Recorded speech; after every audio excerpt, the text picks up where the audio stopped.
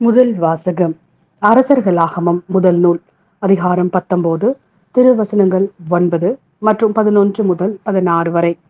அவர் அங்கிருந்த குகைக்கு வந்து அதில் இரவை கழித்தார். அப்போது ஆண்டவரது வாக்கு அவருக்கு வந்தது. அவர், எலியா, நீ இங்கே என்ன செய்கிறாய் என்று வினவினார். அப்போது ஆண்டவர், வெளியே வா, மலை மேல் என் திருமுன் வந்து நில். இதோ ஆண்டவராகிய நான் கடந்து செல்லவிருக்கிறேன் என்றார். உடனே ஆண்டவர் திருமுன் பெரும் சுழல் காற்று எழுந்து மலைகளை பிளந்து பாறைகளை சிதறடித்தது. ஆனால் ஆண்டவர் அந்த காற்றில் இல்லை.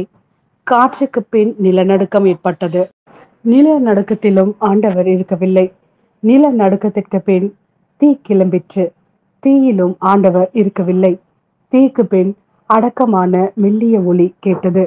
அதை எலியா கேட்டவுடன் போர்வையினால் தம் முகத்தை மூடிக்கொண்டு வெளியே வந்து குகையின் வாயிலில் நின்றார்.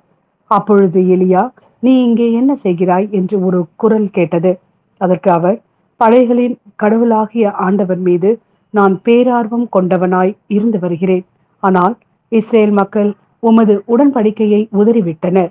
உம் பலிபீடங்களை தகர்த்து விட்டனர். உம் இறைவாக்கினரை வாளால் கொன்றுவிட்டனர். நான் ஒருவன் மட்டுமே எஞ்சியிருக்க என் உயிரையும் பறிக்க தேடுகின்றனர் என்றார். அப்போது ஆண்டவர் அவரிடம், நீ வந்த வழியே திரும்பி தமஸ்கு பாலை நிலம் நோக்கி செல். அவ்விடத்தை அடைந்தவுடன் ஆசாவேலை சிரியாவுக்கு மன்னனாக திருப்பொழிவு செய். நிம்சியின் மகன் ஏகூசை இஸ்ரேலுக்கு அரசனாக திருப்பொழிவு செய். ஆபேல் மெகோலாவை சார்ந்த சாப்பற்றின் மகன் எலிசாவை உனக்கு பதிலாக இறைவாக்கினராக அருள்பொழிவு செய். இது ஆண்டவரின் அருள்வாக்கு. இறைவா, உமக்கு நன்றி. மத்தேயு எழுதிய நற்செய்தி அதிகாரம் 5 திருவசனங்கள் 27 முதல் 32 வரை. விபச்சாரம் செய்யாதே என கூறப்பட்டிருப்பதை கேள்விப்பட்டிருக்கிறீர்கள்.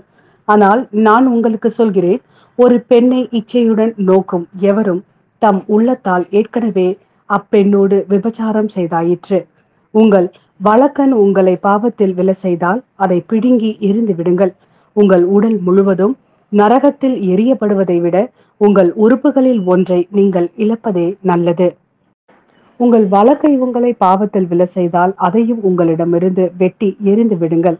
உங்கள் உடல் முழுவதும் நரகத்திற்கு செல்வதை விட உங்கள் உறுப்புகளில் ஒன்றை நீங்கள் இழப்பதே நல்லது. தன் மனைவியை விலக்கி விடுகிறவன் எவனும் மனவிலக்கு சான்றிதழை கொடுக்கட்டும் என கூறப்பட்டிருக்கிறது. ஆனால் நான் உங்களுக்கு சொல்கிறேன், எவரும் தம் மனைவியை பரத்தமைக்காக அன்றி வேறு எந்த காரணத்திற்காகவும் விலக்கிவிடக்கூடாது. அப்படி செய்வோர் எவரும் அவரை விபச்சாரத்தில் ஈடுபட செய்கின்றனர். விலக்கப்பட்டோரை மணப்போரும் விபச்சாரம் செய்கின்றனர்.